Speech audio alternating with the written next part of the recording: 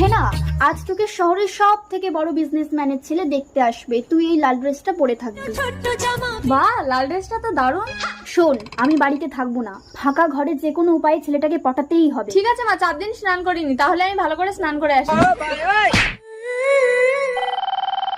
শোন মনিনা, তাড়াতাড়ি ঘর মুছে চলে আয়, ঘর ফাঁকা কর। হ্যালো।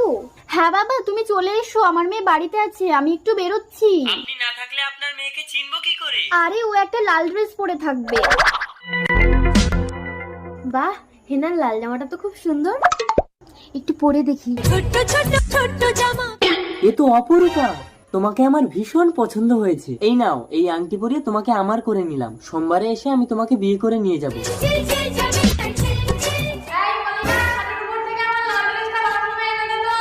হ্যাঁ, আনছি। এই নাও। ড্রেসটা প্যাকেট থেকে খুলেছিস কেন? আর এত দামি আংটি তোর হাতে কেন? দে আমাকে, দে, আমি